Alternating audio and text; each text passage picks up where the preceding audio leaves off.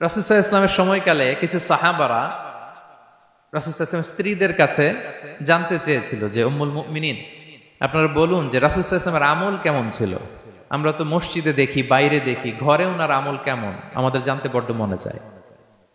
তো রাসূল সাল্লাল্লাহু আলাইহি ওয়াসাল্লামের স্ত্রীরা বললেন যে উনি এমন এমন আমল করেন, এইভাবে নফল রোজা রাখেন, শেষ রাতে তাহাজ্জুদ পড়েন, এইভাবে তাসবিহ পড়েন, কোরআন তেলাওয়াত করেন, জিকির করেন। তো হাদিসে এসেছে যে কাআন্নাহুম তাকাল্লুহা, তাদের কাছে এটা কেমন যেন কম মনে হইল। তারা একটা বড় এক্সপেকটেশন নিয়ে আসছিল, মানে বিশাল একটা, রাসূল সাল্লাল্লাহু আলাইহি ওয়াসাল্লাম সব নবীদের নবী, না জানে কি আমল করে ঘরের ভিতরে। কিন্তু যখন রাসূল সাল্লাল্লাহু আলাইহি ওয়াসাল্লাম স্ত্রীদের কাছে শুনলো এই আমল তিনি করেন ঘরের ভিতরে, ওনারা হতাশ। হায় রে, ভাবছিলাম এত এত আমল করে, এই মাত্র এরকম আমল করে, এগুলো তো আমরাও করি। কাআন্নাহুম তাকাল্লুহা, হাদিসে এসছে ওনাদের কাছে এটা খুব কম মনে হইলো। তো তারা একে অপরকে বলতে লাগলো যে এর কারণ হচ্ছে কদ গুফিরা লাহু মা তাকাদ্দামা মিন যামবিহি ওয়া মা তাআখার। আল্লাহ তাআলা তো রাসূল সাল্লাল্লাহু আলাইহি ওয়াসাল্লামের আগের পরের সব গুনাহ মাফ করে দিয়েছে। ওনার তো আদতে কোনো গুনাহই নাই, কিন্তু আল্লাহ তাআলার ঘোষণা হচ্ছে নবী হে, আপনার আগের পরের সব গুনাহ আমি মাফ করে দিলাম। তো সাহাবারা বলতেছেন এর কারণ হচ্ছে ওনার কোনো গুনাহই নাই, সব মাফ, এজন্য ওনার কম করলেও হয়, আমাদের তো এত কম করলে চলবে না। কথা বুঝতে পেরেছেন? তো ওনারা ভাবলো যে না, আমাদের তো আমল বাড়াইতে হবে। তো কি করতে হবে? একজন বলল আমি সারা রাত নামাজ পড়বো, আমি আর ঘুমাবো না। এখন থেকে সারা রাত কি করব? নামাজ পড়বো, আমি আর ঘুমাবো না। আরেকজন বলল তাহলে আমি সারা বছর রোজা রাখবো, রোজা ভাঙবো না, সারা বছর টানা রোজা, যেহেতু বেশি বেশি করতে হবে। আরেকজন বলল আমি স্ত্রীদের সাথে আর মেলামেশা করবো না, আমার স্ত্রীদের সাথে আমি আমার মতো বৈরাগ্য জীবনযাপন করবো। তো এই কথা যখন রাসূল সাল্লাল্লাহু আলাইহি ওয়াসাল্লাম শুনলেন, রাসূল সাল্লাল্লাহু আলাইহি ওয়াসাল্লাম ওনাদেরকে ডেকে পাঠালেন, ডেকে বললেন আনতুমুল্লাযীনা কুলতুম কাযা ওয়া কাযা, তোমরা কি এমনটা এমনটা বলছো? তারা ভয়ে বলতেছে ইয়া রাসূলুল্লাহ, জি আমরা তো এরকম করে ফেলছি, বলে ফেলছি। তখন রাসূল সাল্লাল্লাহু আলাইহি ওয়াসাল্লাম বললেন ওয়াল্লাহি ইন্নী লা আখশাকুম লিল্লাহি ওয়া আতকাকুম লাহু, আল্লাহর শপথ করে বলছি আমি তোমাদের মধ্য থেকে আল্লাহকে সবচেয়ে বেশি ভয় পাই, আমি সবচেয়ে বড় মুত্তাকি, আমার চেয়ে বেশি কেউ আল্লাহকে ভয় পেতে পারে না। তা আমি সবচেয়ে বড় মুত্তাকি, আমি সবচেয়ে বেশি আল্লাহর প্রিয় ভাজন, আমি আল্লাহর সবচেয়ে বেশি ভয় পাই, এরপরেও আমি রাতে ঘুমাই, আবার নামাজও পড়ি, সোম বৃহস্পতিবারে রোজা রাখি, বাকি দিনগুলোতে আমি খাই। আমার তো 11 জন স্ত্রী, আমি সবার সাথে মেলামেশা করি, কই স্ত্রী মেলামেশায়, রোজা রাখা না রাখায়, রাতে ঘুম এবং তাহাজ্জুদ, এই যে ব্যালেন্স করে যে আমি জীবন পরিচালনা করি, এতে আমার মুত্তাকি হইতে তো কোনো সমস্যা হয়নি। আমি শ্রেষ্ঠ নবীর এই মর্যাদা অক্ষুণ্ণ রাখতে তো আমার সমস্যা হয়নি, কিন্তু তোমাদের সমস্যা কোথায়? তখন তিনি একটা অসাধারণ উক্তি করেছিলেন, তিনি বলেছিলেন ফামান রাগিবা আন সুন্নতি ফালাইসা মিন্নি, যে আমার সুন্নতকে অবজ্ঞা করে, মানে আমার যে পন্থা এটা অনুসরণ না করে অন্য কিছু যে করতে চায়, ফালাইসা মিন্নি, সে আমার দলভুক্ত নয়। আল্লাহু আকবার! কি ভারসাম্যবোধ, কি ব্যালেন্সড লাইফস্টাইল, কি পরিমিতি বোধ তিনি আমাদের শিখিয়েছেন। তাহলে বোঝা গেল সারা রাত ইবাদত করলেই ওইটা শ্রেষ্ঠ ইবাদত হয় না। কারণ রাসূল সাল্লাল্লাহু আলাইহি ওয়াসাল্লাম ঘুমাতেন, আবার ইবাদত করতেন, স্ত্রীদের সাথে মিলতেন, সামাজিক কাজ করতেন, মাঝে মাঝে নফল রোজা রাখতেন, মাঝে মাঝে অনেকদিন রাখতেন না। This is balance, this is Islam. এবং এর চেয়ে শ্রেষ্ঠ ইসলাম আর হতে পারে না। তার মানে বোঝা গেল রাসূল সাল্লাল্লাহু আলাইহি ওয়াসাল্লামের চাইতে যদি এক কাঠি বেশি বোঝেন আপনি, এটা ইসলাম হবে? এটা হবে বাড়াবাড়ি, ঠিক কি না? রাসূল সাল্লাল্লাহু আলাইহি ওয়াসাল্লাম যেমনটি করেছেন ঠিক তেমনটি করার নাম ইসলাম। এবং এভাবেই আল্লাহ তাআলার ভালোবাসা পাওয়া সম্ভব, এছাড়া পাওয়া সম্ভব। তাহলে মূল আলোচনায় যাওয়ার আগে এটা হচ্ছে ইন্ট্রোডাক্টরি পয়েন্ট 1, যে আল্লাহ তাআলার ভালোবাসা পাওয়ার 1 নাম্বার শর্ত হচ্ছে রাসূল সাল্লাল্লাহু আলাইহি ওয়াসাল্লামের অনুসরণ। তার চেয়ে যদি বেশি ইবাদত করেন ওইটা ইসলাম নয়, তার চেয়ে বেশি বুজুর্গি দেখাইতে গেলে ওইটা বুজুর্গি নয়। তিনি যেমন যেমন করেছেন ঠিক তেমন তেমন করার নামই ইসলাম, এবং সেটার মাধ্যমে আল্লাহ তাআলার ভালোবাসা পাওয়া সম্ভব। এই পয়েন্টটা বুঝছেন না সবাই? আচ্ছা, ইন্ট্রোডাক্টরি পয়েন্টের 2 নাম্বার কথা হচ্ছে আমরা কি করে বুঝবো যে আল্লাহ তাআলা আমাদের ভালোবাসেন? কিভাবে বুঝবো যে তিনি আমাদেরকে পছন্দ করেন, ভালোবাসেন? এটা বোঝার কিছু সিস্টেম আছে। 1 নাম্বার সিস্টেম হচ্ছে আপনি জাস্ট দেখুন যে আপনি নিজেকে কোন কাজে ব্যস্ত রেখেছেন, আপনি আপনাকে কোন কাজে ব্যস্ত রেখেছেন। আপনার লাইফস্টাইলের দিকে তাকান, লুক অ্যাট ইউর লাইফস্টাইল, আপনি নিজেই বুঝে যাবেন। আপনি যদি দেখেন যে না, আপনার ভালো ভালো কাজে আপনার ব্যস্ততা, আপনার এঙ্গেজমেন্ট ভালো লোকদের সাথে, আপনার সার্কেলটা ভেরি গুড সার্কেল, ভালো কাজে আপনার মন টানে, আপনি ভালো কাজ করেন, যদি আপনার কার্যক্রম এরকম হয়, তাহলে বুঝে নেবেন আল্লাহ তাআলা আপনাদেরকে ভালোবাসেন। আলহামদুলিল্লাহ। আর যদি দেখেন না, যত আকাম কুকাম আছে ওইটার সবার আগে আপনি। যেই কাজে আল্লাহর ক্রোধ আসে, আল্লাহ রাগ হয়ে যান, যেই কাজ ইসলামে করার নিষেধ, যেটাতে তার অসন্তুষ্টি, ওই কাজে আপনার এঙ্গেজমেন্ট, ইনভলভমেন্ট, আপনার সার্কেল গুলো ওই রকম, তাহলে বুঝে নিবেন আল্লাহ ভালোবাসা, এই মহা সৌভাগ্য আপনার কপালে জোটে নাই। তাহলে এটা হচ্ছে একটা সিস্টেম। আল্লাহ আপনাকে ভালোবাসেন কিনা এভাবে বুঝবেন যে আপনি নিজেকে কোন কাজে ব্যস্ত রেখেছেন, একটু দেখুন, আপনি মিলাতে পারবেন। 2 নম্বর পদ্ধতি হচ্ছে এটা বোঝার যে তিনি আমাকে ভালোবাসেন কিনা, সেটা হচ্ছে পৃথিবীবাসী আপনাকে ভালোবাসে কিনা এটা একটু দেখেন। এই পৃথিবীর ভালো মানুষগুলোর কাছে আপনার একটা গ্রহণযোগ্যতা আছে কিনা এটা দেখেন। এটা দেখলে আপনি বুঝতে পারবেন। সহিহ মুসলিমের একটা ছোট্ট হাদিস শেয়ার করি। রাসূল সাল্লাল্লাহু আলাইহি ওয়াসাল্লাম বলেছেন যে ইন্নাল্লাহা ইযা আহাব্বা আবদান দাআ জিবরিল ফাকালা ইন্নী উহিব্বু ফুলানান ফাআহিব্বা।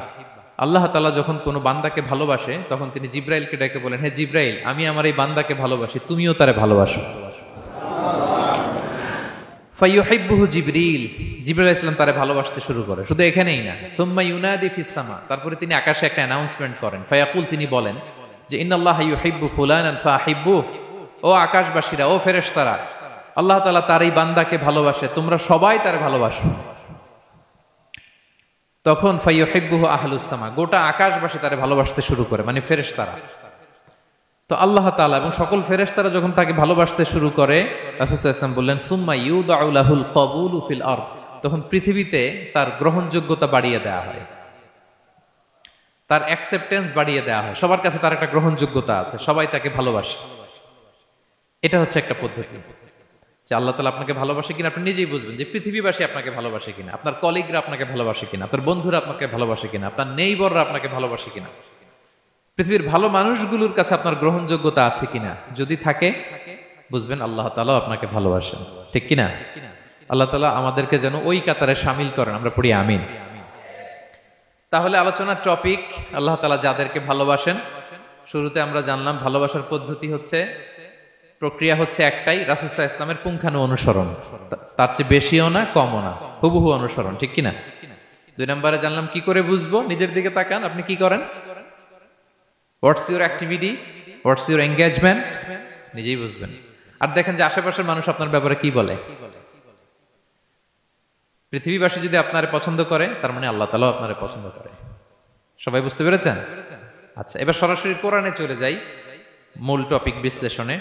আল্লাহ তাআলা অনেক শ্রেণীর ব্যক্তিকে ভালোবাসেন বলে তিনি ঘোষণা করেছেন। তিনি বলেছেন যে আমি তাদেরকে ভালোবাসি। এর মধ্যে 1 নাম্বার হচ্ছে আল মুহসিনুন। একটু আমার সাথে সাথে বলেন, আল মুহসিনুন।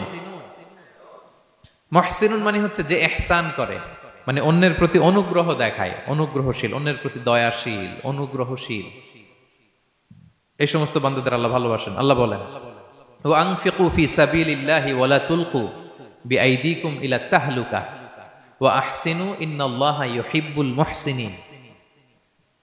তিনি বলেন যে তোমরা আল্লাহর রাস্তায় দান করো আর নিজেরা নিজেদেরকে ধ্বংসের মুখে ঠেলে দিও না, আর তোমরা ইহসান করো অন্যের প্রতি, কারণ ইন্নাল্লাহা ইউহিব্বুল মুহসিনিন, আল্লাহ তাআলা মুহসিনিনদের ভালোবাসেন, মানে যারা অন্যের প্রতি অনুগ্রহ দেখায়, অন্যের প্রতি দয়া পরবশ, তাদেরকে আল্লাহ ভালোবাসেন। সুবহানাল্লাহি ওয়া বিহামদিহি। তাহলে পেয়ে গেলাম, মিলায় নেন যে অন্যের প্রতি সফট কর্নার, অন্যের প্রতি দয়া, অনুকম্পা, হেল্পিং হ্যান্ড, হেল্প করার মানসিকতা, অন্যের দুঃখে কাদা, এই মাইন্ডসেট, এই মেন্টালিটি আমাদের আছে কিনা একটু মিলিয়ে নেন। না থাকলে রিমাইন্ডার হিসেবে নেন যে আমরাও যেন মুহসিনুনদের কাতারে শামিল হতে পারি। ইহসান এটা অনেক বড় তবকার একটা আমল। ইবাদতেও ইহসান লাগবে, ইবাদতের বাইরে সামাজিক কর্মকাণ্ড, রাষ্ট্রীয় কর্মকাণ্ড, সব কাজে আল্লাহ তাআলা এই ইহসানকে আবশ্যক করেছেন। অনুগ্রহ, অন্যদের প্রতি অনুগ্রহশীল হওয়া। ইবাদতে ইহসানটা কেমন? সাইয়েদনা জিবরাইল আলাইহিস সালাম রাসূল সাল্লাল্লাহু আলাইহি ওয়াসাল্লামকে জিজ্ঞেস করেছিলেন যে ইয়া রাসূলুল্লাহ ফাআখবিরনি আনিল ইহসান, ইহসান আবার কি, আমাকে একটু বলেন। তো ইবাদতে ইহসানটা কেমন? রাসূল সাল্লাল্লাহু আলাইহি ওয়াসাল্লাম বললেন যে ইহসান হচ্ছে আন তা'বুদাল্লাহা কাআন্নাকা তারাহু ফাইন লাম তাকুন তারাহু ফাইন্নাহু ইয়ারাক। তুমি এমন ভাবে ইবাদত করবে, তুমি ভাববে যে তুমি আল্লাহকে দেখছো, তুমি আল্লাহকে দেখে দেখে ইবাদত করতেছো, এরকম ভাবো না একটু। আর এটা ভাবতে যদি কষ্ট হয়, অন্তত এতটুকু তো ভাবো যে আল্লাহ তোমায় দেখছেন। এতটুকু ভাবা যাবে না? আমরা যখন নামাজ পড়ি, আমাদের প্রত্যেকটা সালাতের মুহূর্তে আমাদের এটা ভাবতে হবে যে আল্লাহ তাআলা কিন্তু আমাকে দেখছেন। এই যে আমি ফিস করে সুবহানা রাব্বিয়াল আলা পড়ি, সুবহানা রাব্বিয়াল আযীম পড়ি, আমি তাসবিহ পড়ি, আমার রুকু সেজদা সবকিছু আমার আল্লাহ দেখছেন। এই সেন্স, এই অনুভূতি যদি আপনার মধ্যে থাকে, এটাই হচ্ছে ইবাদতের ইহসান।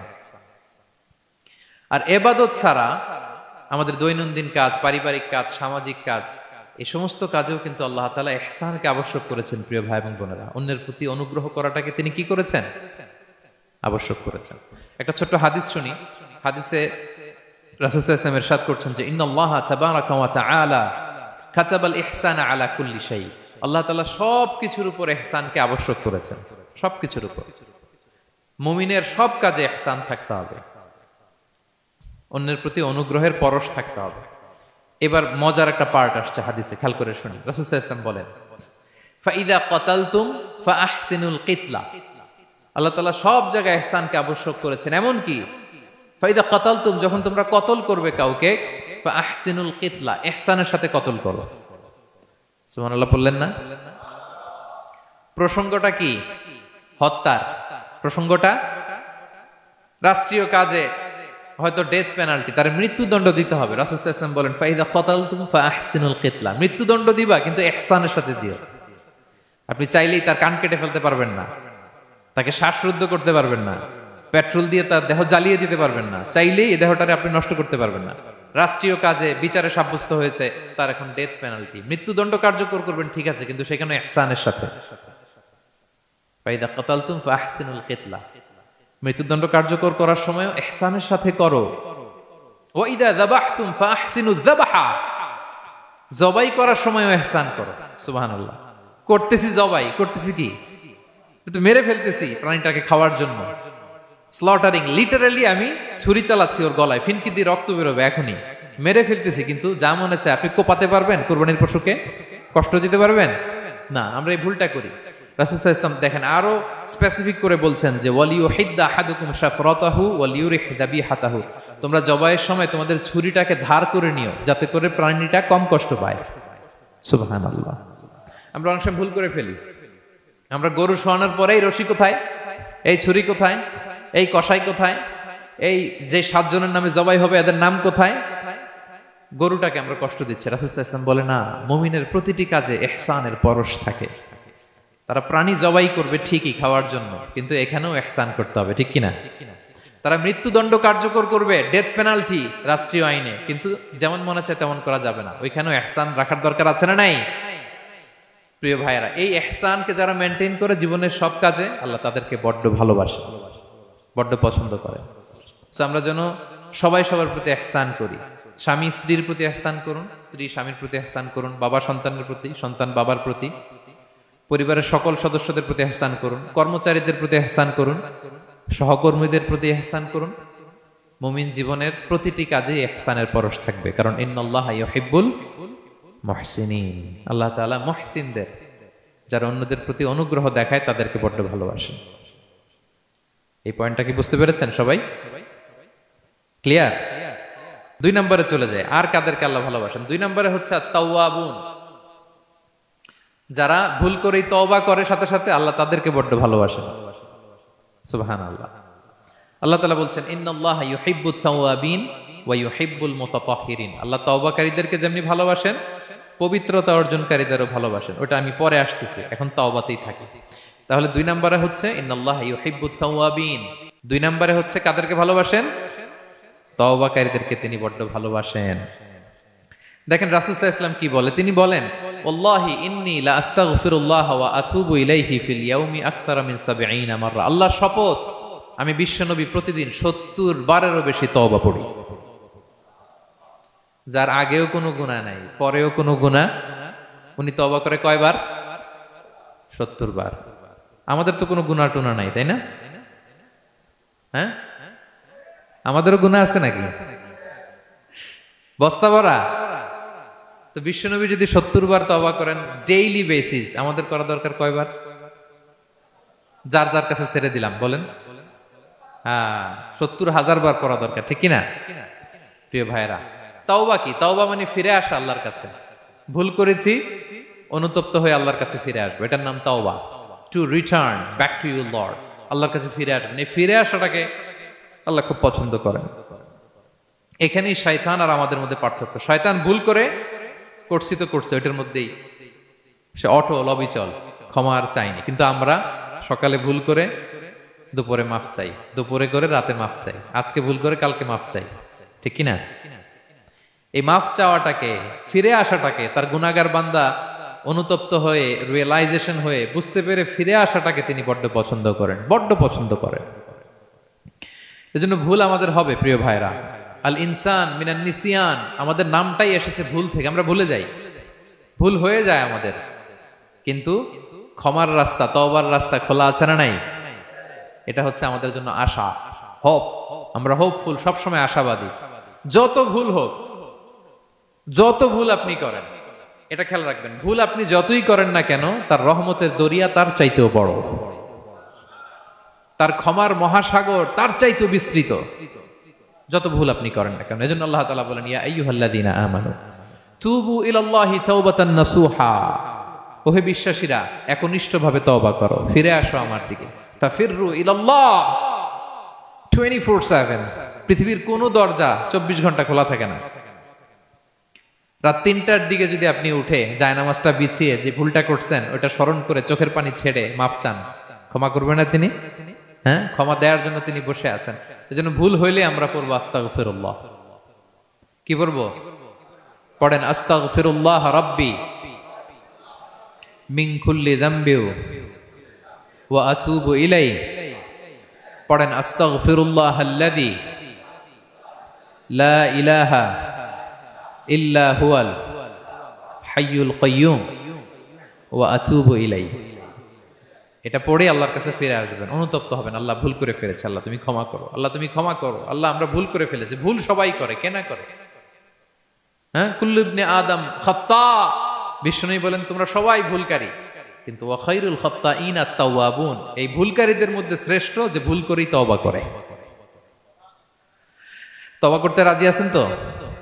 সবাই রাজি আছেন? আমার প্রিয় ভাইয়েরা, এই তওবার দৃশ্যটা দেখতে আল্লাহ বড্ড পছন্দ করেন। বান্দা যখন ভুল বুঝতে পারে, মাথাটা নিচু করে চোখের পানি ছেড়ে বান্দা যখন কাঁদতে শুরু করে, এই দৃশ্যটা দেখলে আল্লাহ সহ্য করতে পারে না। আল্লাহর রহমতের দরিয়ায় জোশ খেলে যায়, বান্দা যা চায় আল্লাহ তাই দিয়ে দেয়। তখন চোখের পানির এত বড় পাওয়ার। এজন্য আমরা ভুল করে যেন অটল না থাকি, আল্লাহর কাছে যেন ক্ষমা চাই, আমরা যেন ফিরে আসি তার দরবারে। তার দরবার সবসময় খোলা। এবং তিনি এই তওবার বা ফিরে আসার দৃশ্যটা দেখতে কত পছন্দ করেন শোনেন। রাসূল সাল্লাল্লাহু আলাইহি ওয়াসাল্লাম বলেন, ওয়াল্লাযী নাফসি বিয়াদিহি, তার শপথ যার হাতে আমার আত্মা, লাউলাম তুযনিবু, তোমরা যদি ভুল না করতে, লা যাহাবাল্লাহু বিকুম, আল্লাহ তোমাদেরকে ধ্বংস করে দিতেন। ওয়ালা জাআ বিকওমিন, আল্লাহ এমন এক জাতি তৈরি করতেন, ইউযনিবুন, ওরা খালি ভুল করতো, ফায়াস্তাগফিরুন, আর ক্ষমা চাইতো, ফায়াগফিরুল্লাহু লাহুম, আর আল্লাহ তাদের ক্ষমা করতেন। তোমরা যদি ভুল না করতে, এই বনি আদম, তোমরা যদি ভুল না করতে, তোমাদেরকে আল্লাহ তাআলা ধ্বংস করে এমন একটা গোষ্ঠী বানাইতেন যারা খালি ভুল করতো আর মাফ চাইতো, ভুল করতো আর মাফ চাইতো, আর আল্লাহ মাফ করে দিত। সুবহানাল্লাহ বললেন না? গাফিরিয যামবি ওয়া কাবিলিত তাওব, তিনি পাপ মোচন করার জন্যই তো তিনি আমার রব, তওবা কবুল করার জন্যই তো তিনি আল্লাহ সুবহানাহু ওয়া তাআলা, তিনি রব্বে কারীম। তার দয়ার কোনো শেষ নাই, তার মায়ার কোনো শেষ নাই। আমরা যখন তওবা করি, অনুতপ্ত হই, চোখের পানি ছেড়ে যখন কাঁদি, আল্লাহ যে কত খুশি হয় এটার একটা উপমা হাদিসে এসেছে, সহিহ মুসলিমের হাদিস। রাসূল সাল্লাল্লাহু আলাইহি ওয়াসাল্লাম বলেন, লাল্লাহু আশাদ্দু ফারাহান বিতাওবাতি আবদিহি হিনা ইয়াতুবু ইলাইহি, কেউ যখন তওবা করে আল্লাহ কত খুশি হয় জানো? শোনো, ওই ব্যক্তির চাইতে আল্লাহ বেশি খুশি হয়ে যায় যে ব্যক্তি মরুভূমিতে সফরে বেরিয়েছে, সাথে তার বাহন বা উট, ওই উটের মধ্যেই তার পানি বা খাবার, হঠাৎ করে উটটা হারায় গেছে। শুনতেছেন? মরুভূমিতে উট নিয়ে বের হয়েছিল সফরে, উটের মধ্যে তার পানি, তার খাবার, তার বেঁচে থাকার সমস্ত মাধ্যম, কিন্তু হঠাৎ করে উট কি হয়ে গেছে? হারায় গেছে। উট খুঁজে আর পায় না, দৌড়াতে দৌড়াতে হয়রান।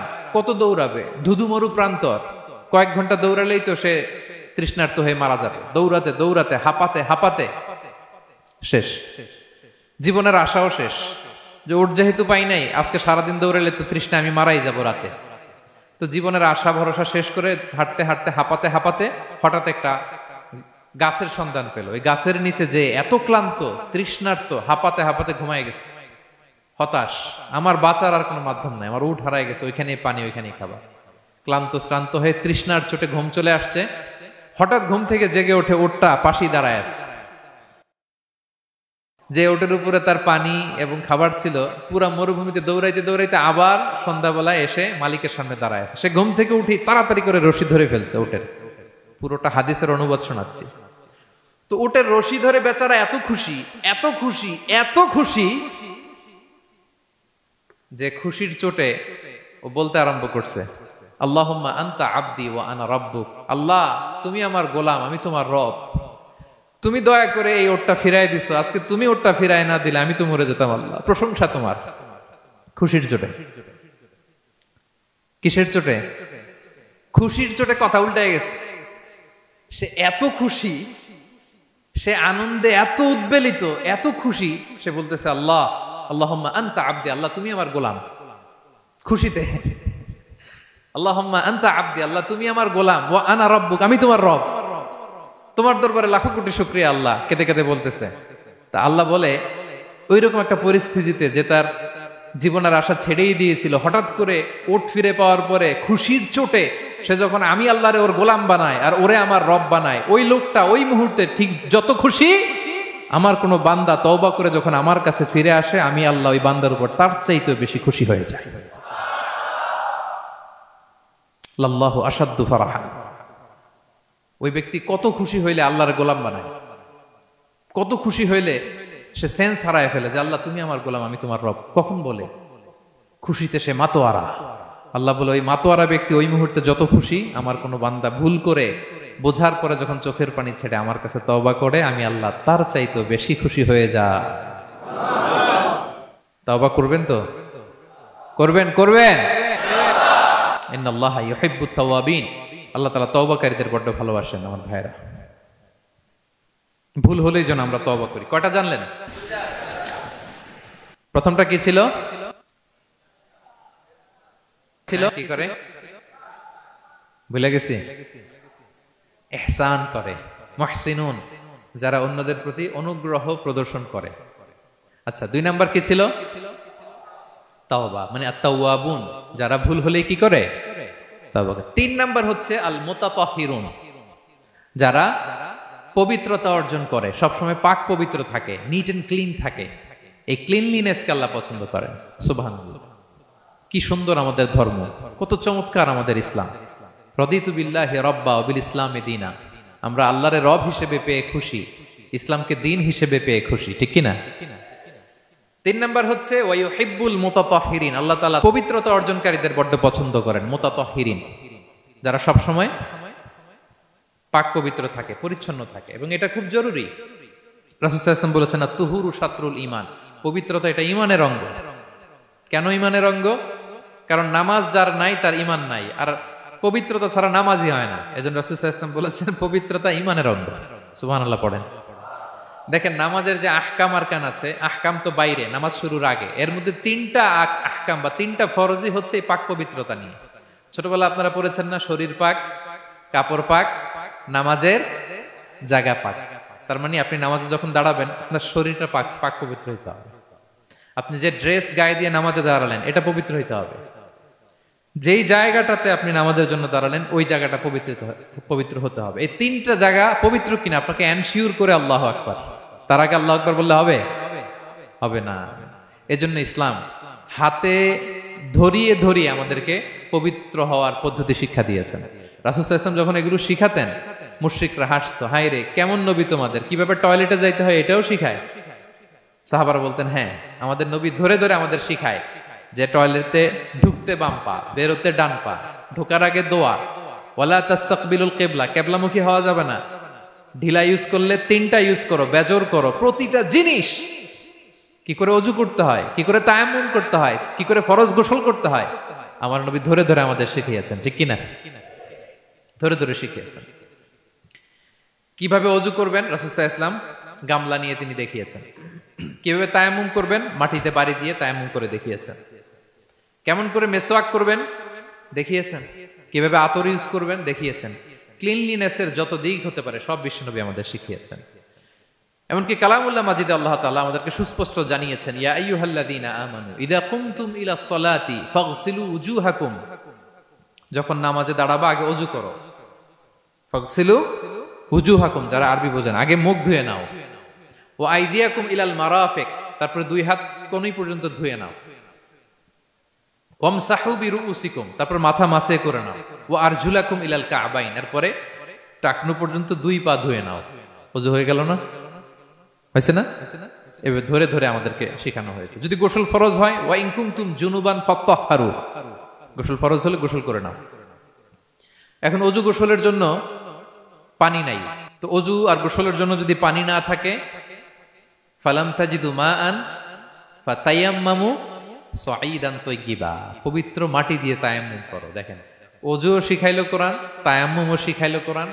পাক পবিত্র হওয়ার, ক্লিনলিনেসের যত আয়োজন আছে সব আল্লাহর কোরআনে আছে না নাই? সব আল্লাহ তাআলা আমাদেরকে জানিয়ে দিয়েছেন। এবং আম্মা জান আয়েশা রাদিয়াল্লাহু তাআলা আনহা আল্লাহ রাসূল সাল্লাল্লাহু আলাইহি ওয়াসাল্লামকে জিজ্ঞেস করেছিলেন, ইয়া রাসূলুল্লাহ, কিয়ামতের দিন এত নবীর উম্মত, কোটি কোটি মানুষ, আপনি আপনার উম্মতকে চিনবেন কি করে? এত মানুষ থাকবে, আপনি কি করে চিনবেন? রাসূল সাল্লাল্লাহু আলাইহি ওয়াসাল্লাম বললেন, ইন্না উম্মতি ইয়াতুনা ইয়াউমাল কিয়ামাতি গুররাম মুহাজ্জালিনা মিন আসারিল wudu। তিনি বললেন, অজুর চিহ্ন দেখে আমি আমার উম্মত চিনব। আমার যে সমস্ত উম্মতেরা অজু করে নামাজ পড়েছে, অজুর পানি তাদের গায়ের যেই যেই জায়গায় লেগেছে, এই জায়গাগুলো কিয়ামতের দিন রেডিয়াম বাতির মতো জল জল জল জল করে জ্বলতে থাকবে। আমি এটা দেখে চিনে ফেলবে আমার উম্মত, নামাজি, পাক্কা নামাজি। আল্লাহু আকবার। এবং অতিরিক্ত পবিত্রতা অর্জনের জন্য কিছু সাহাবীদেরকে আল্লাহ স্পেশালি কোরআনে অ্যাপ্রিশিয়েট করেছেন। তারা হচ্ছে মসজিদে কোবা পল্লীর আশেপাশে যে সাহাবারা, তারা অতিরিক্ত পবিত্রতা অর্জন করতেন। আল্লাহ তাআলা বলেন, ফিহি রিজালুন ইউহিব্বুনা আন ইয়াতাতাহহারু, এই মসজিদে কোবার আশেপাশে এমন কিছু মুসল্লি আছে যারা পছন্দ করে পবিত্রতা অর্জন করতে, বেশি পবিত্রতা অর্জন করতে তারা পছন্দ করে। আর ওয়াল্লাহু ইউহিব্বুল মুত্তাহিরিন, আল্লাহ তাআলা অতিরিক্ত পবিত্রতা অর্জনকারীকে ভালোবাসেন, পছন্দ করেন। সুবহানাল্লাহ পড়ে। তো তাদের প্রশংসা যখন আল্লাহ তাআলা কোরআনে করলেন, বিষ্ণু সাল্লাল্লাহু আলাইহি ওয়াসাল্লাম তাদেরকে ডাকলেন, বললেন, ও কোবাপল্লীর সাহাবীরা, ঘটনা কি? তোমাদের নাম বিশেষভাবে আল্লাহ তাআলা কোরআনে উল্লেখ করেছে যে ফিহি রিজালুন ইউহিব্বুনা আন ইয়াতাতাহহারু, কি তোমাদের এমন গুণ, তোমরা কিভাবে পবিত্রতা অর্জন করো? তারা বলতে আরম্ভ করলো যে নাতাওয়াদ্দাউ লিস-সালাহ, আমরা নামাজের সময় ওযু করি, ওয়া নাগতাসিলু মিনাল জানাবা, গোসল ফরজ হলে গোসল করি, ওয়া নাস্তানজি বিল মা, আর পানি দিয়ে ইস্তেনজা করি। সুবহানাল্লাহ। এই পানি দিয়ে ইস্তেনজা করাটা আল্লাহ পছন্দ করেছেন। ওনাদের সময় ওনারা পানি দিয়ে ইস্তেনজা করতো না, পাথর দিয়ে, ঢিলা দিয়ে তারা ক্লিন হয়ে যেত। এর কারণ হচ্ছে তাদের খাদ্য প্রক্রিয়াটা এমন ছিল, ড্রাই ফ্রুট খেত, তো খেজুর, গোশত, রুটি, তো তাদের স্টুলটা ওইরকম হইতো। আরবের লোকদের অনেকের এই স্টুলটা এরকম হয়। যেমন আমাদের যখন কখনো কোষ্ঠকাঠিন্য হয়, তখন দেখবেন যে আমাদেরও এরকম হয়। তা আমরা যখন স্টুল পাস করি, তখন আমাদের এই পায়ুপথটা মূলত বেরিয়ে আসে, স্টুল পাস করে, আবার পায়ুপথ আমাদের দেহের ভেতরে চলে যায়। ফলে যখন কারো কোষ্ঠকাঠিন্য হয়, তখন দেখা যায় যে তারা টিস্যু ইউজ করা লাগে না। আমাদেরও কখনো কখনো এরকম হয় না? হয়। তো ওনাদের সারা বছর একই রুটিন, ওনাদের আসলে টিস্যু ইউজ করা লাগে না, ওনাদের স্টুলটাই এরকম। কিন্তু এরপরেও ওই সাহাবারা এক্সট্রা পানি ইউজ করতেন। আমরা যেমনি কল ঘোরালেই পানি, ওই সময় পানি এত অ্যাভেলেবল ছিল না, সপ্তাহে একদিন গোসল করার সুযোগ পেতেন। পানি মানে এটা গোল্ডের মতো দাম, ডায়মন্ডের মতো দাম পানি মরুভূমিতে। তো তারা বলে, ওয়ানাস্তানজি বিল মা, আমরা পানি জমিয়ে রাখি, সেই পানি দিয়ে ইস্তেনজা করি। রাসূল সাল্লাল্লাহু আলাইহি ওয়াসাল্লাম বললেন, ক্বালা ফাহুয়া যাক ফাআলাইকুমু, তাহলে এটাই সেই কারণ, এটাই সেই কারণ, এজন্যই আল্লাহ তাআলা স্পেশালি কোরআনের ভেতরে তোমাদের নাম তুলে দিয়েছেন। পড়ুন সুবহানাল্লাহ। আমরা যেন এই পবিত্রতাকে গুরুত্ব দেই প্রিয় ভাইয়েরা, কারণ আল্লাহ তাআলা তিনি বলছেন, ইন্নাল্লাহা ইউহিব্বুত তাওয়াবিন, তিনি তাওবাকারীদের যেমনি ভালোবাসেন, ওয়া ইউহিব্বুল মুতাতাহহিরিন, তিনি পবিত্রতা অর্জনকারীদেরকে ভালোবাসেন। আমরা যেন ওযু করার সময় খুব ভালোভাবে করি। রাসূল সাল্লাল্লাহু আলাইহি ওয়াসাল্লাম যখন বললেন ওযুর পানি যেখানে লাগে ওটা জল জল করে জ্বলবে, তো আবু হুরায়রা রাদিয়াল্লাহু তাআলা আনহু হাত তো ধুইতে হয় কোনি পর্যন্ত, উনি এতটুকু ধুইতেন। উনি বলতেন যে কিয়ামতের দিন আমার হাত এতটুকু পর্যন্ত জল জল করবে। কি মাইন্ডসেট ওনাদের, সুবহানাল্লাহ বিহামদিহি। তো আমরা যেন এই ক্লিনলিনেসের সর্বোচ্চ নাজরানা পেশ করি, সর্বোচ্চটা যেন আমরা সবসময় মেসওয়াক করা, পারফিউম ইউজ করা, অজু গোসল যেন আমরা করি, ফলে আমরা মুতাতাহহিরিন পবিত্রদের অন্তর্ভুক্ত হতে পারবো। আর আল্লাহ তাআলা পবিত্রদের বড্ড ভালোবাসেন। বুঝতে পেরেছেন? তাহলে 1 নম্বরে মুহসিনুন, যারা ইহসান করে, 2 নম্বরে যারা তাওবা করে, 3 নম্বরে যারা পবিত্র থাকে, 4 নম্বরে আল মুত্তাকুন, যারা আল্লাহ তাআলাকে ভয় পায়। আল্লাহ তাআলা বলছেন বালা মান আওফা বিআহদিহি ওয়াত্তাকা ফাইন্নাল্লাহা ইউহিব্বুল মুত্তাকিন। হ্যাঁ, যারা ওয়াদা রাখে, আল্লাহকে ভয় করে, আল্লাহ তাআলা এই মুত্তাকিদের বড্ড ভালোবাসেন। মুত্তাকি অর্থাৎ আল্লাহ সচেতনতা, আল্লাহ ভীরুতা যাদের ভেতরে আছে, যে কোনো পরিস্থিতিতে তারা ভাবে যে আল্লাহ তাআলা আমাকে দেখছেন, এই সেন্স, এই অনুভূতি যার মধ্যে আছে সে মুত্তাকি। তা আমরা মানুষের সামনে যেভাবে যেরকম সৎ থাকি, আমরা যদি মানুষের চক্ষুর আড়ালেও সৎ থাকি তাহলে আমরা মুত্তাকি। বুঝতে পেরেছেন? মুত্তাকির তাকওয়ার অনেক সংজ্ঞা আছে, অনেক সংজ্ঞা। সবচেয়ে সহজ সংজ্ঞা হচ্ছে মানুষের সামনে আমরা যতটা ভালো, আমার প্রাইভেট লাইফেও যদি আমি ততটা ভালো হই তাহলে আমি মুত্তাকি। একটু যোগ বিয়োগ দিয়ে নেন নিজের সাথে নিজে, যে আমি পাবলিকলি যতটা ভালো, প্রাইভেটলি ততটা ভালো কিনা। যদি হই তো আমি মুত্তাকি। ওমরে ফারুক রাদিয়াল্লাহু তাআলা আনহু একবার উবাই ইবনে কাবকে বললেন, ইয়া উবাই মা হুয়া তাকওয়া, আল্লাহ কোরআনে এত তাকওয়ার কথা বলেছেন, তাকওয়াটা কি?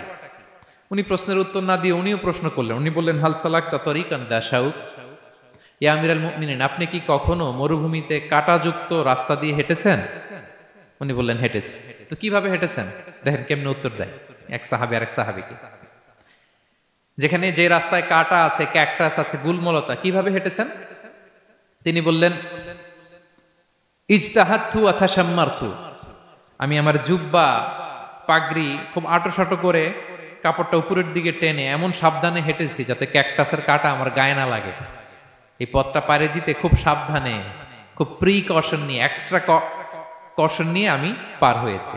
উবাই ইবনে কাব বললেন হাদা হুয়া তাকওয়া, এটাই তো তাকওয়া। এই তো বুঝে গেছেন আপনি। আপনি একটু আগে প্রশ্ন করছেন তাকওয়া কি, এটাই তাকওয়া। বলে তাই নাকি? তিনি বললেন হ্যাঁ। তো তিনি বললেন দুনিয়ার চলতি পথে ডানে বায়ে এরকম অনেক পাপের হাতছানি আপনাকে স্পর্শ করতে চাইবে। ওই যে কাঁটাযুক্ত রাস্তা দিয়ে আপনি যেভাবে সাবধানে, কাঁটা যাতে গায়ে না লাগে, খুবই প্রিকশন নিয়ে হেঁটেছেন, এই দুনিয়ার পুরো জার্নিটা যদি এইভাবে চালাতে পারেন তাইলেই আপনি মুত্তাকি। সুবহানাল্লাহি ওয়া বিহামদিহি। আল্লাহ তাআলা বলেন যাদের মধ্যে এই তাকওয়ার সেন্স আছে আমি তাদেরকে ভালোবাসি। তাকওয়া হচ্ছে কেউ না দেখলেও আল্লাহ দেখেন, এই অনুভূতি। সবার চোখ ফাঁকি দেয়া গেলেও একজনের চোখ ফাঁকি দেয়া যায় না। তিনি কে? এই অনুভূতির নাম হচ্ছে তাকওয়া। আল্লাহ বলেন ইন্না আকরামাকুম ইনদাল্লাহি আতকাকুম, তোমাদের মধ্যে সবচাইতে আল্লাহর কাছে সম্মানিত ব্যক্তি যার মধ্যে আল্লাহর ভয় বেশি। নাকি আল্লাহ বলছে তোমাদের মধ্যে যে সবচেয়ে বড় বিলিয়নিয়ার সে আল্লাহর কাছে সম্মানিত, দেখতে বেশি সুন্দর সে সম্মানিত। যার জনবল আছে, অর্থবল আছে, লোকবল আছে না, তাকওয়া। তাকওয়া হচ্ছে ক্রাইটেরিয়া। যার তাকওয়া বেশি সে আমার কাছে সম্মানিত। এবং আল্লাহ তাআলা বলেন ওয়া মাইয়াত্তাকিল্লাহা ইয়াজআল লাহু মাখরাজা ওয়া ইয়ারযুকহু মিন হাইসু লা ইয়াহতাসিব, যে আল্লাহকে সবসময় ভয় পাবে, যে মুত্তাকি, সে কোথাও জীবনে আটকাবে না, কোথাও আটকাবে না। জীবনে কোনো বিপদ আসলে একটা ওয়ে আউট, একটা এক্সিট। মালয়েশিয়াতে তো বলে কেলুয়ার। মালয়েশিয়া কি বলে? এই জীবনে কোথাও আটকাবেন না, আটকাইলেই একটা কেলুয়ার পেয়ে যাবেন। কেলুয়ারের ব্যবস্থা করে দিবে কে? ব্যবস্থা করে দিবেন। আর এমন জায়গা থেকে তিনি রিজিকের বন্দোবস্ত করবেন আপনি কল্পনাও করেন নাই। সুবহানাল্লাহ বিহামদিহি। তাহলে 4 নম্বরে মুত্তাকুন, যারা আল্লাহকে ভয় করে আল্লাহ তাদেরকে ভালোবাসেন। আমরা যেন মুত্তাকিদের কাতারে শামিল হতে পারি। আল্লাহ তুমি তৌফিক দাও। প্রিয় ভাইরা আমার, 5 নম্বরে হচ্ছে আল মুতাওয়াক্কিলুন, যারা আল্লাহর উপর তাওয়াক্কুল করে। আল্লাহ বলে ফাইদা আযামতা ফাতাওয়াক্কাল আলাল্লাহ ইন্নাল্লাহা ইউহিব্বুল মুতাওয়াক্কিলিন। কোন বিষয়ে যখন দৃঢ় সংকল্প নিয়েছো তো আল্লাহর উপর ভরসা করো, কারণ আল্লাহ ওই সমস্ত লোকদের ভালোবাসা যারা আমার উপর তাওয়াক্কুল করে, মানে ভরসা করে। তাওয়াক্কুল মানে একজনের উপর ভরসা। তিনি কে? আমরা ভরসা কার উপর করব? পৃথিবীর কোন শক্তির উপর, কোন মানুষের উপর, কোন মিডিয়ার উপর, কোন ক্ষমতার উপর? আমাদের ভরসা এক মহান সত্তার প্রতি। তিনি কে? সবসময় আমরা আল্লাহর উপর ভরসা রাখি। এবং প্রতিটি মুহূর্তে যেন আমরা আল্লাহর উপর তাওয়াক্কুল করি। রাসূল সাল্লাল্লাহু আলাইহি ওয়াসাল্লাম এটা আমাদের শিখিয়েছেন। এমনকি ঘর থেকে বেরোলেও যেন আমরা আল্লাহর উপর তাওয়াক্কুল করি, বিশ্বনবী শিখিয়েছেন। তিনি ঘর থেকে বেরোলেই পড়তেন বিসমিল্লাহি তাওয়াক্কালতু আলাল্লাহ লা হাওলা ওয়ালা কুওয়াতা ইল্লা বিল্লাহ। পড়েন আপনারা, আল্লাহর উপর, আল্লাহর নামে, আল্লাহর উপর তাওয়াক্কুল করে বেরোলাম, এটা পড়ে বেরোবেন। আর তিনি লম্বা একটা দোয়া পড়তেন, আল্লাহুম্মা ইন্নী আউযু বিকা আন আযিল্লা আও উযাল্লা আও আদিল্লা আও উদাল্লা আও আযলিমা আও উযলামা আও আজহালা আও ইউজহালা আলাই। চমৎকার দোয়া, চমৎকার দোয়া। এটা পরে তিনি বেরোতেন। তো এই তাওয়াক্কুল যারা করে, আল্লাহর উপর ভরসা রাখে, আল্লাহ তাদেরকে বড্ড পছন্দ করেন। এখন তাওয়াক্কুলটা কি? তাওয়াক্কুল নিয়ে আমাদের সমাজে অনেক মিস আন্ডারস্ট্যান্ডিং আছে। প্রিয় ভাইরা আমার, তাওয়াক্কুল হচ্ছে কর্ম শেষে ফলাফলের জন্য আল্লাহর উপর নির্ভর করা। মনোযোগ দিয়ে শুনুন, আই রিপিট, আমি আবারও বলছি, কর্ম শেষে, আগে কি কর্ম, কর্ম শেষে ফলাফলের জন্য কার উপর নির্ভর করা। এখন আপনি কর্ম বাদ দিয়ে দিলেন, কিছু করলেন না, আর বললেন আল্লাহ ভরসা, যা করে আল্লাহ, আল্লাহ ভরসা, তাওয়াক্কালতু আলাল্লাহ হইছে? এটা আপনার মন গড়া কথা হয়েছে, এটা তাওয়াক্কুল হয়নি। ইসলামী তাওয়াক্কুল হচ্ছে আপনি আপনার সাধ্যের সবটুকু করবেন, করার পরে ফলাফল কি আসবে, ফলাফল কি আমার হাতে, কার হাতে? এই জন্য আপনি আল্লাহর উপর তাওয়াক্কুল করবেন। কিন্তু কাজ বাদ দেয়া যাবে না। অনেকে নিজেদের অপারগতা, দুর্বলতা, কর্মহীনতা আর অলসতাকে তাওয়াক্কুল বানায় ফেলছে। কাজ করতে মনে চায় না, অলসতা, তাওয়াক্কুল করলাম। বলেন তো এটা তাওয়াক্কুল হয়েছে? না। এই অপারগতা, অলসতার নাম তাওয়াক্কুল নয়। তাওয়াক্কুল মানে হচ্ছে কোনো কাজের পরিকল্পনা করা, এরপরে পরিকল্পনা বাস্তবায়নের উপায় খুঁজে বের করা এবং নানা কিছুর সহযোগিতা নিয়ে সেটা বাস্তবায়নের প্রাণান্তকর চেষ্টা করা, সব করা, আপনার রোল প্লে করা। আপনার রোল প্লে করা শেষ, এরপর কর্ম শেষে ফলাফলের জন্য আপনি আল্লাহর উপর তাওয়াক্কুল করবেন। কিন্তু কিচ্ছু না করে হাত গুটিয়ে বসে থেকে যদি বলেন তাওয়াক্কুল করলাম, আল্লাহ ভরসা, হয়েছে?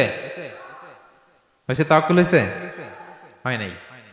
তো এখানে ব্যালেন্স অ্যাটিটিউডে আসতে হবে। আমি সব করতে পারবো, এটাও যেমনি ভুল, আল্লাহই সব করে দিবেন, এটাও ভুল।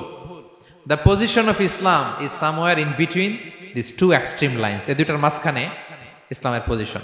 পাখিকে তাওয়াক্কুলের মডেল হিসেবে আল্লাহ উপস্থাপন করেছেন। পাখিকে বিশ্বনবী বলেন, তোমরা যদি পাখির মতো তাওয়াক্কুল করো, পাখিরে যেমনি আল্লাহ খাওয়ায় তোমাদেরকেও খাওয়াবে। পাখি কেমনি তাওয়াক্কুল করে? বিশ্বনবী বলেন, তাগদু খিমাসান ওয়া তারুহু বিতানান।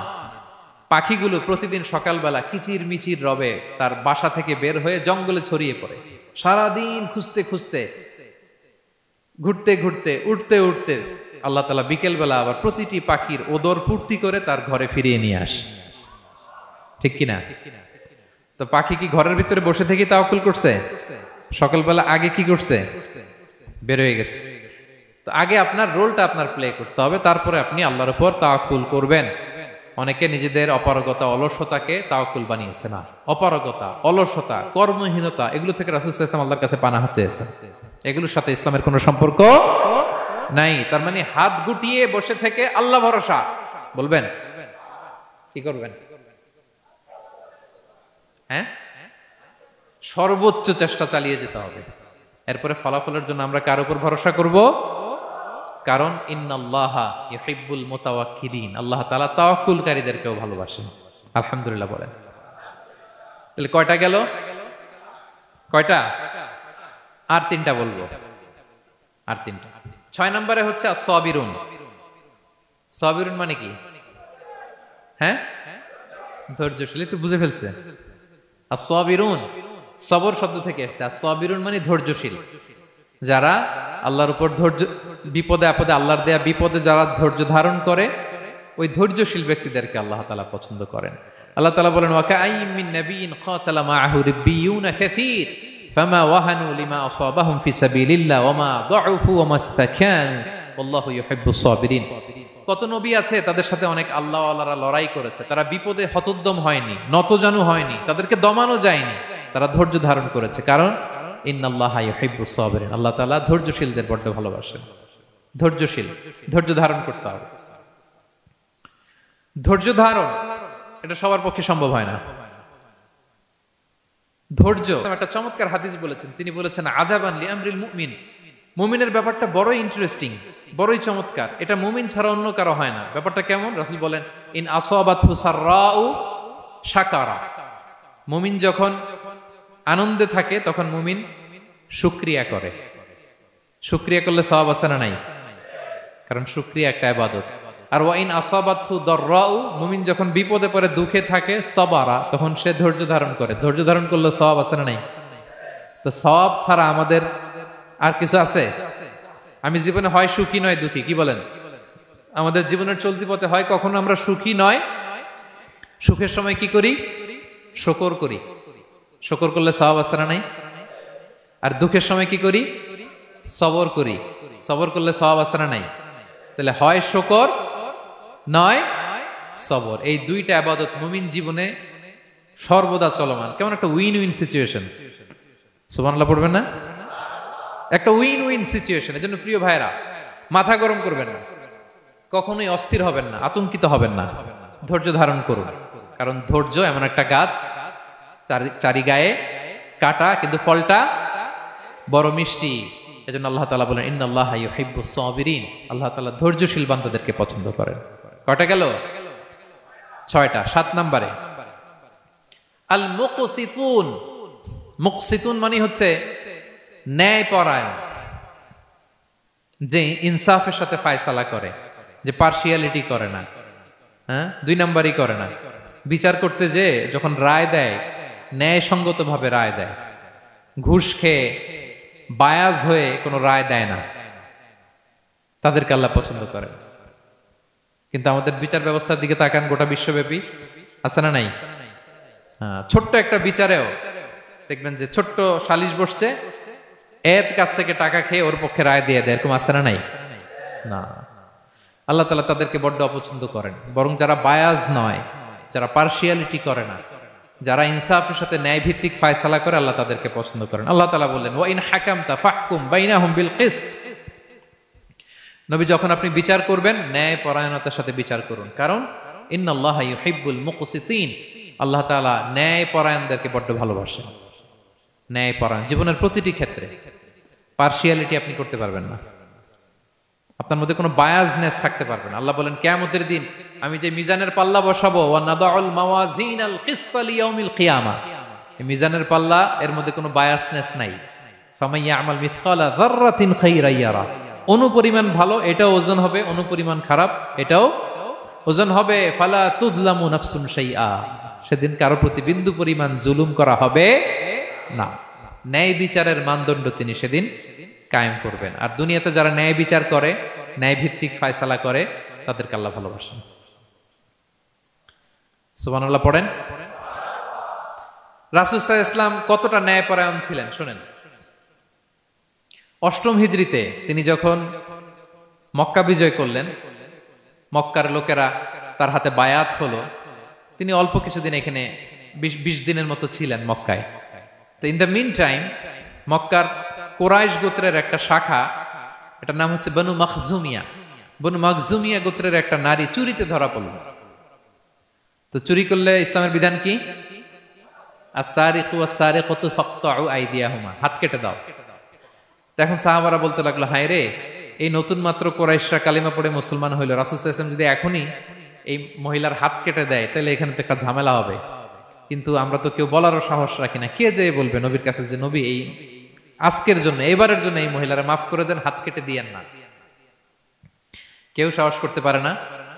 পরে রাসূল সাল্লাল্লাহু আলাইহি ওয়াসাল্লামের পালক পুত্রের ছেলে উসামা বিন যায়েদ হিব্বু রাসূলিল্লাহ, ওনাকে রাসূল সাল্লাল্লাহু আলাইহি ওয়াসাল্লাম বড্ড ভালোবাসতেন। সবাই বলে উসামারে যে বল, সে তো নাতির মতো। যায়েদ হচ্ছে পালক পুত্র, পালক পুত্রের ছেলে তো নাতি, হাসান হোসেনের মতো আদর করতেন। তো তাকে যে বলো, সবাই বললো উসামা আমরা কেউ পারবো না, তুমি যে বলো। তো উসামা ছোট মানুষ যে বলতেছে, ইয়া রাসূলুল্লাহ সবাই বলতেছে এবারের জন্য একটু মাফ করে দেয়া যায় না, এই মহিলাটারে একটু মাফ করে দেয়া যায় না? রাসূল সাল্লাল্লাহু আলাইহি ওয়াসাল্লাম রেগে গেলেন। তিনি বললেন, তোমাদের আগে বনি ইসরাইলের এই স্বভাব ছিল, ধনীরা চুরি করলে মাফ করত, গরিবরা চুরি করলে বিচার কার্যকর করত। শুনে রাখো কুরাইশের লোকেরা, শুনে রাখো মক্কাবাসী, লাউ আন্না ফাতিমাতা বিনতি মুহাম্মাদিন সারাকাত লা কাতাআ মুহাম্মাদুন ইয়াদাহা। আরে বনু মখজুমিয়ার মেয়ে তো দূর কি বাত, আমার কলিজার টুকরা নয়নের পুতলি ফাতেমাও যদি আজকে চুরিতে ধরা পড়তো, তার হাত কেটে দিতে আমি মুহাম্মদ 1 সেকেন্ডও দেরি করতাম না। আমার মেয়ে ফাতেমা যদি চুরিতে দোষী সাব্যস্ত হতো, তার হাত কাটতে আমি সময় নিতাম না। This is Islam. This is ইনসাফ, দিস ইজ জাস্টিস। এটাকে বলে ন্যায় ভিত্তিক বিচার, যেখানে কোনো স্বজনপ্রীতি নাই, যেখানে কোনো পার্সিয়ালিটি নাই, যেখানে কোনো বায়াসনেস নাই। যারা ন্যায় ভিত্তিক ফায়সালা দেয়, মুকসিতুন, আল্লাহ তাআলা তাদেরকে পছন্দ করেন। আমরা যেন তাদের অন্তর্ভুক্ত হতে পারি। আল্লাহ তৌফিক দান করো। সব শেষ পয়েন্ট, আল মুনাজ্জামুনা ফি মাইদানিল জিহাদ, যারা জিহাদের ময়দানে সুশৃঙ্খল থাকে, ডিসিপ্লিন। সর্বশেষ হচ্ছে ডিসিপ্লিন। এই যে মাশাআল্লাহ আজকের এই সাইবার জায়া কনফারেন্স খুবই ডিসিপ্লিনড একটা প্রোগ্রাম। সবাই সারিবদ্ধ হয়ে বসে আছেন, এবং এই সারিবদ্ধ হয়ে যারা বসে থাকে, যারা ময়দানে থাকে, তাদেরকে আল্লাহ তাআলা বড্ড পছন্দ করেন। যারা বিশৃঙ্খলা করে না, যারা সুশৃঙ্খল। তা আমরা মুসলিমরা কি বিশৃঙ্খল জাতি না সুশৃঙ্খল জাতি? আমরা সুশৃঙ্খল ইনশাআল্লাহ বিইذنিল্লাহ। আল্লাহ তাআলা বলছেন, ইন্নাল্লাহা ইউহিব্বুল্লাযীনা ইউকাতিলুনা ফি সাবিলিহি সাফফান কাআন্নাহুম বুনিয়ানুম মারসুস। আল্লাহ ওই বান্দাদের ভালোবাসেন যারা জিহাদের ময়দানে সফফান, সফফান মানে সারিবদ্ধ, কাতারে কাতার, এবং এমন কাতার কাআন্নাহুম বুনিয়ানুম মারসুস, যেন এটা মজবুত একটা সীসা ঢালাই করা প্রাচীর। সুবহানাল্লাহ। সাহাবারা নামাজের কাতারে পায়ের সাথে পা লাগিয়ে দাঁড়াতেন, কাঁধের সাথে কাঁধ লাগিয়ে দাঁড়াতেন। পিছন থেকে বিশ্বনবীরে অ্যাটাক করতে গেল 10 মিনিট লাগবে। সব সাহাবাদেরকে আক্রমণ করে বিশ্বনবী পর্যন্ত পৌঁছাতে তাদের অনেক সময় লেগে যাবে, এমন সীসা ঢালা প্রাচীরের মতো তারা পেছনে দাঁড়াতেন। সুবহানাল্লাহ। তো যারা জিহাদের ময়দানে সুশৃঙ্খল ভাবে দাঁড়ায়, ডিসিপ্লিনড ম্যানারে, ওয়েল অ্যারেঞ্জড ম্যানারে, ওয়েল অর্ডার্ড ম্যানারে, আল্লাহ তাআলা তাদেরকে বড্ড পছন্দ করেন। আর যারা বিশৃঙ্খলা করে তাদেরকে আল্লাহ পছন্দ করেন না। এবং আপনি দেখেন বিষ্ণু ইসা ইসলামের যুদ্ধগুলোর মধ্যে 5 ভাগে তিনি ভাগ করতেন যুদ্ধকে। মাঝখানে হচ্ছে একটা ডিপার্টমেন্ট, ডানে মাইমানা, বায়ে মাইসারা, সামনে মুকাদ্দেমা, পেছনে খালফ। এইভাবে 5টা ডিসিপ্লিনড ওয়েতে তিনি ব্যাটালিয়ন ভাগ করে সামনে আগাতেন। এবং বিশ্বনবীর নেতৃত্বে সাহাবীদের মাধ্যমে যে শক্তিশালী সামরিক সংগঠনটি গড়ে উঠেছিল, ওটা বিশ্বকে চূর্ণ বিচূর্ণ করে দিয়েছে। উনার পরে 4 খলিফা, উনাদের নেতৃত্বে তাদের এমন ব্যাটালিয়ন গড়ে উঠেছে, শতাব্দী পর শতাব্দী তাদের সামনে দাঁড়ানোর মতো সক্ষমতা পৃথিবীর কোন সেনাবাহিনীর ছিল না। সুবহানাল্লাহ। সাফফান কাআন্নাহুম বুনিয়ানুম মারসুস, সীসা ঢালা প্রাচীরের মতো যুদ্ধের ময়দানে তারা সুশৃঙ্খল ভাবে দাঁড়াতো। তো যারা জীবনের সব ক্ষেত্রে এরকম ডিসিপ্লিন, সুশৃঙ্খল, তাদেরকে আল্লাহ ভালোবাসে। এখন আপনারা কি সুশৃঙ্খল থাকতে চান, নাকি শুধু এই আজকের প্রোগ্রাম শেষ করে যাবো আবার বিশৃঙ্খল এরকম করবেন? না, যেখানে কিউ থাকে কিউ মেনটেন করবেন, যেখানে একটা শৃঙ্খলা থাকে শৃঙ্খলা বজায় রাখবেন। এই ময়দানে ভ্রাতৃত্বের বন্ধনে সুশৃঙ্খল যারা থাকবে তাদের হাতে আল্লাহ তাআলা নেতৃত্ব তুলে দিবেন, ঠিক কিনা? আমরা যেন সুশৃঙ্খল থাকতে পারি। আল্লাহ তাআলা তুমি আমাদেরকে তৌফিক দান করো। তাহলে মোট কয় শ্রেণীর কথা বললাম যাদেরকে আল্লাহ তাআলা ভালোবাসেন? 1 নম্বরে কি ছিল? আল মুহসিনুন, যারা অন্যের প্রতি ইহসান করে, অনুগ্রহ করে। 2 নম্বরে আত তাওয়াবুন, যারা তওবা করে। 3 নম্বরে আল মুতাতাহহিরুন, যারা সবসময় কি থাকে? পবিত্র থাকে। 4 নম্বরে আল মুত্তাকুন, যাদের হৃদয়ে সবসময় ভয় থাকে কার? 5 নম্বরে আল মুতাওয়াক্কিলুন, যারা সবসময় কার উপর ভরসা করে? কাজ না করে। হ্যাঁ, আজকের এই সাইবার জায়া কনফারেন্সে আপনাদের আকীদা ক্লিয়ার হয়েছে তো? কাজের আগে তাওয়াক্কুল না কাজের পরে?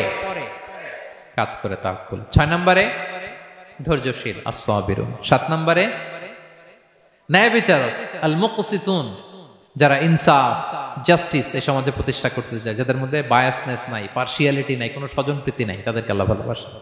সবশেষে সুশৃঙ্খল, সফফান কাআন্নাহুম বুনিয়ানুম মারসুস, সীসা ঢালা প্রাচীরের মতো তারা ময়দানে অবস্থান করে। ডিসিপ্লিন, যাদের জীবনে কোনো বিশৃঙ্খলা বলতে কোনো শব্দ তাদের ডিকশনারিতে নাই।